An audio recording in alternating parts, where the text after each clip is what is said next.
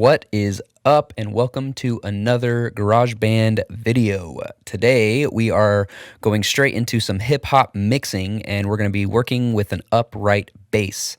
This upright bass was recorded with MIDI, so we're going to go in and make it sound a little bit more like a real bass, give it some excitement, give it, some presence, and then we're also going to ensure that it can be heard on an iPhone. Like if somebody just pulls up the mix on their iPhone, and they can actually hear the bass, because as in most hip hop, bass is so important, and especially in this song, the bass is such a feature that if somebody just pulls it up on their phone and listens to the song, and then they can't really hear the bass very well, they're going to really miss the song. Like they'll probably immediately turn it off. So I'm going to show you how to do that all inside of GarageBand, all using completely free and stock plugins.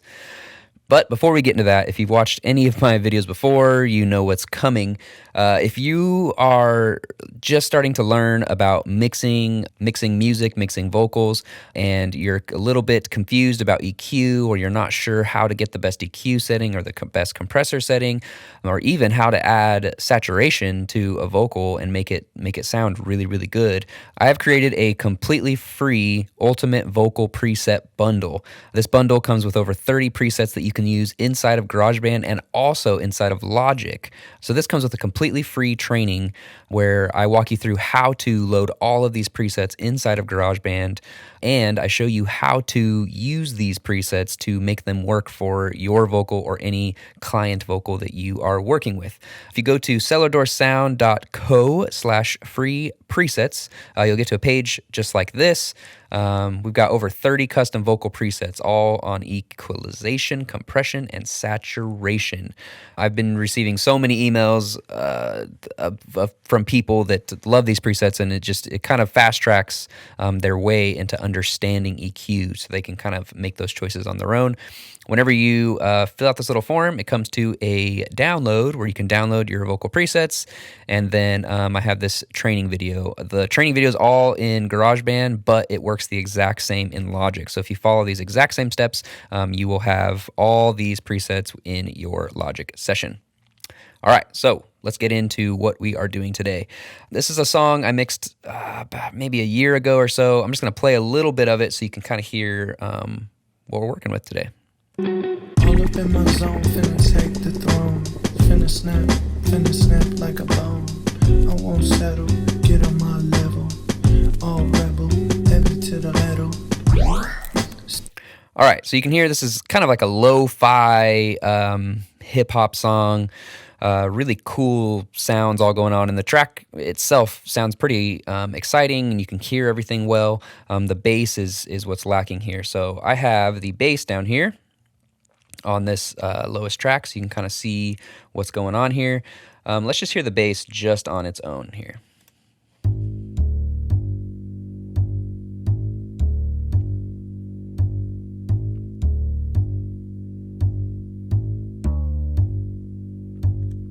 All right, so this bass actually sounds pretty good for a MIDI bass. You can kind of hear that it's a MIDI bass.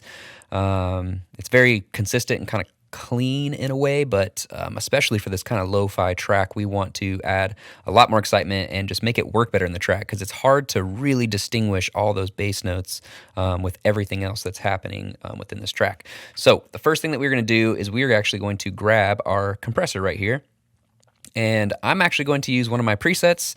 I know these are for vocal presets, but sometimes vocal presets work for other things, especially when it deals with compression. And it kind of just gets you in somewhere a little bit quicker versus having to go through and dial in all of these presets. So I'm going to actually pick this dynamic vocal preset, and we're going to make a couple changes to this.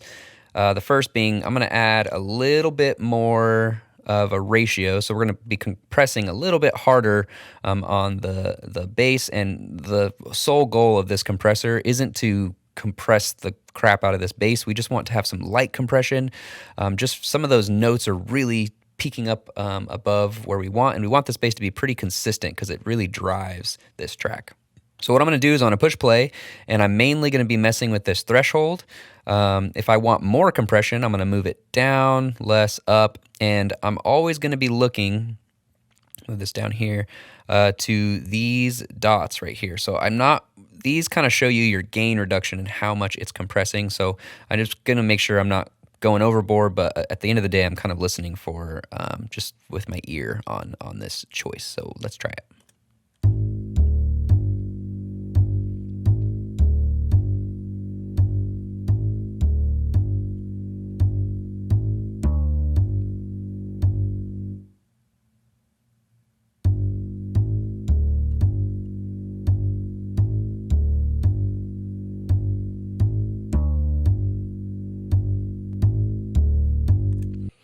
All right, perfect. So we're kind of just leveling out the bass just a little bit.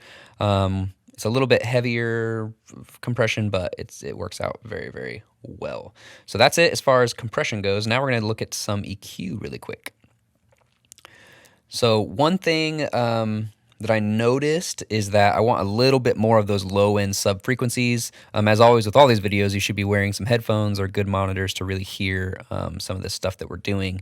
There's a lot of information in this bass between 100 and about 400 hertz here, and I want some of that sub-low to come out a little bit more. So we're going to grab this low shelf, and I'm going to boost it and find where it's going to sit nicely with the rest of the frequency content here.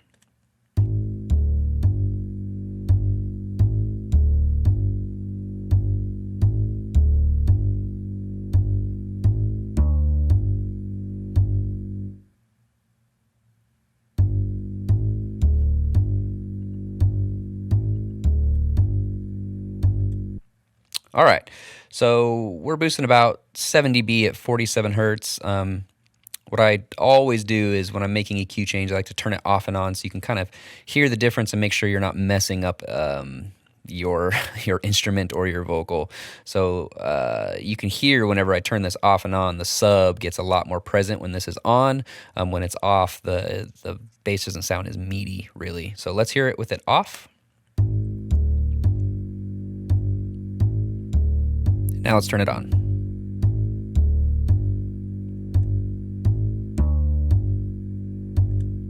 Awesome. Sounds really good. That added a lot. Now all I'm going to do is I'm going to hit this little low cut here. This is just doing a very soft cut at the very end, this 20 hertz. Sometimes I do this when I'm really trying to add a lot of sub just to not make it way too muddy whenever you're going to, bring it into a car stereo system that has sub. So we're just taking off a tiny bit of that 20 hertz and it just makes it a little bit cleaner. Okay, so the next thing that we are going to do is I want to add a little bit more high end so we can really hear this bass in the track, those notes. We already have a decent amount of high end, but I just want a tiny bit more to fill it out a little bit more. So we're going to grab this high shelf here, and usually when I'm doing this, I'm with a bass, I'm looking around 5K and up, trying to find a spot where it's just not too much, but getting that balance with the low end here.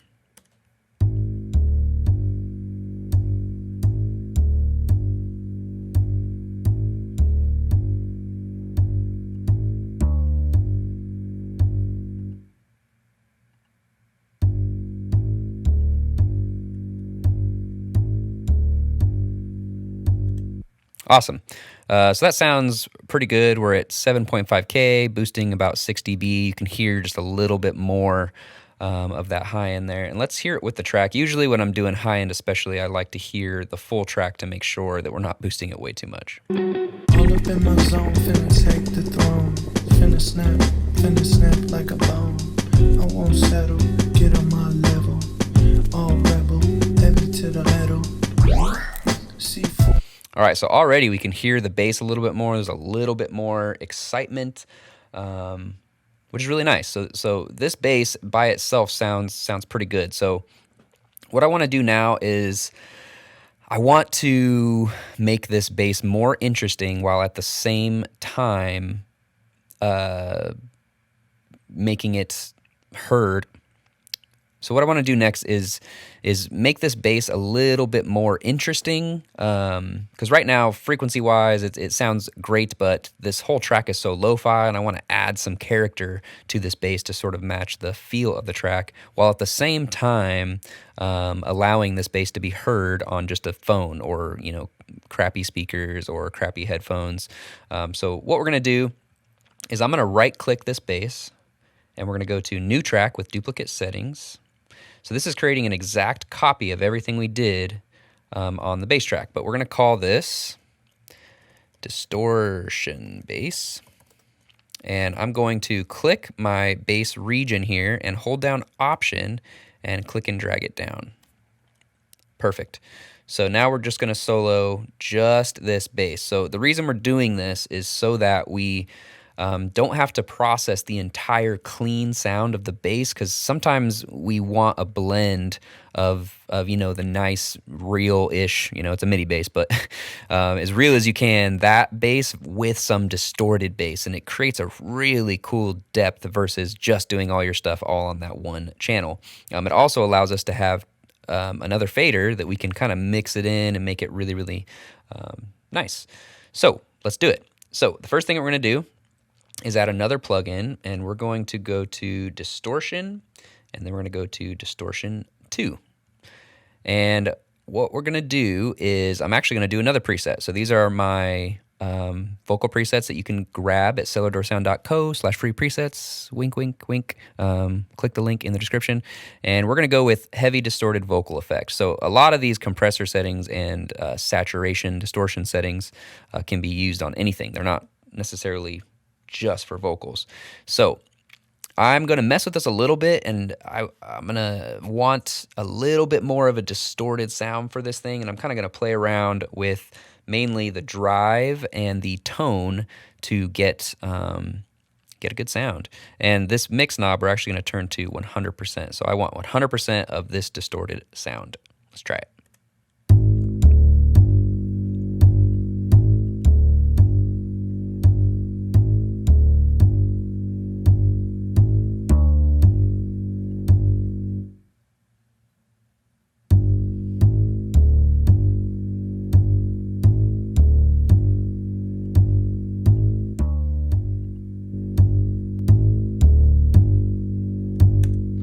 All right, so that's a pretty good setting there. You can hear that a lot of frequencies come up. We're really overdriving everything, and the bass is starting to sound pretty dirty.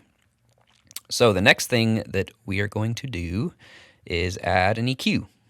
So we're going to go to our EQ and channel EQ. So I really love the low end of the original bass that we had, and I don't want a ton of distorted low end. I want that low end to be pretty clean. So I'm going to add a low cut here, and we're going to drive this up to about 700-ish hertz. So the meat of the bass is going to be basically the clean, nice sound of the bass, and we're going to blend it with this kind of distorted sound here. So that we have mainly the mids and the high end that are kind of giving us that flavor and that depth while having the low end super clean. So let's hear these two together and see how they work together.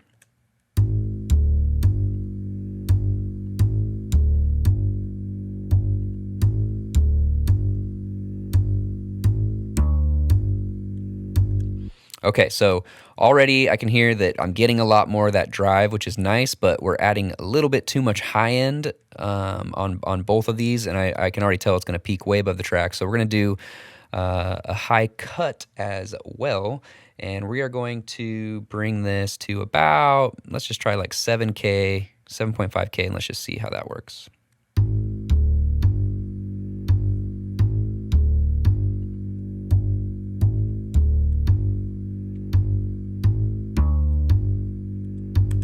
All right, perfect. And then just for fun, I'm going to kind of boost just a little bit of this 2K here, just to give it a little bit more power in this mid-range.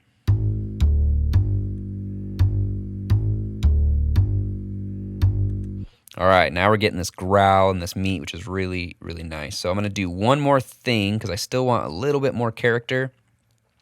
And we're going to go to this Specialize down here and Exciter. This Exciter is pretty cool. I'm going to set this to about where we were doing that boost. And then I'm going to kind of play around with this harmonics and try and find a good spot while listening to both of these basses here. This is just adding a bunch of kind of harmonic frequencies within what we already have.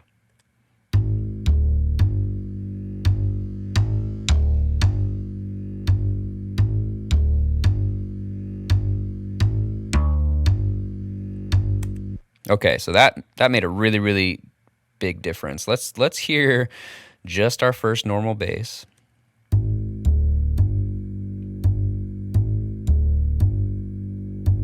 And let's hear them both together.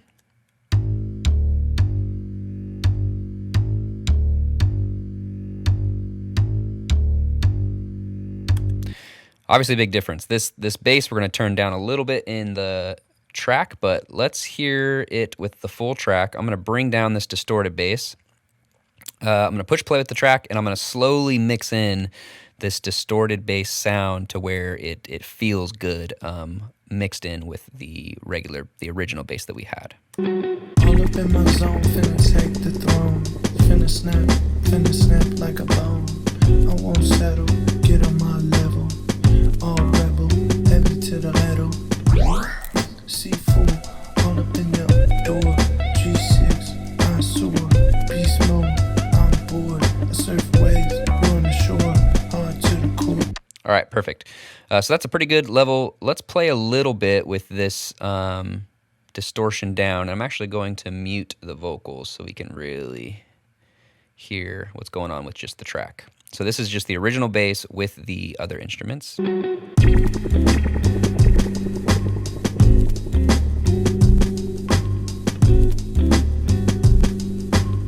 All right, and let's add this distortion bass.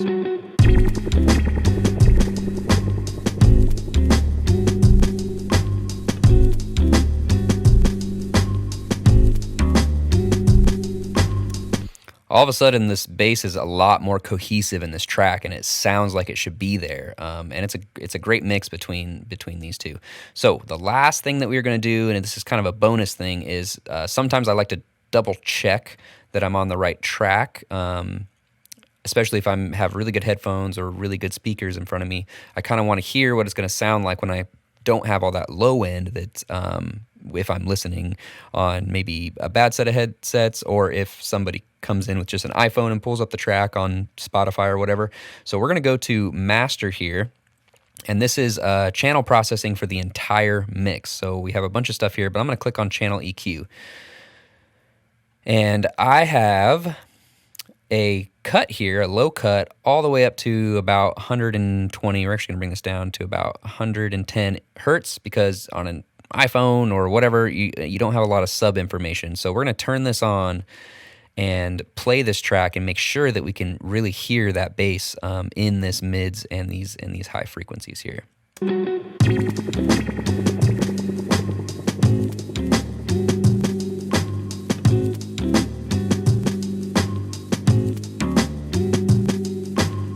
All right, so we can hear them. Let's mute our distortion bass and see how we fare with just the original bass on.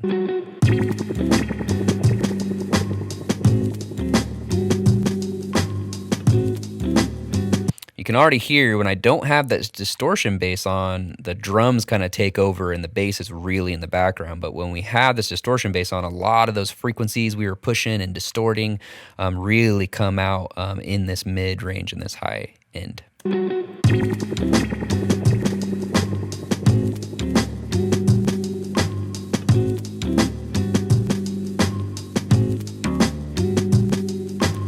So now, when someone listens to this track, if they just pull it up on their iPhone, they will know there is an upright bass there. Whereas before, they may not know, and the track kind of sounds bland and isn't there really at all. So that is it. That is it for this video. Hopefully you found some value out of all that. Just a quick recap of what we did. We had this original bass. We just added some compression. We had some low end and high end boosting. The rest of the frequency range was pretty clean there. We duplicated our track, duplicated our region here so that we have two separate basses, and we added some distortion. we used EQ to get rid of the stuff that we didn't want to distort, that we wanted to keep clean and natural, and then we added an exciter to really, really saturate those frequencies and make them come out. And then we just checked our master with our channel EQ and made sure that we can hear them on a phone. So hopefully you enjoyed that video.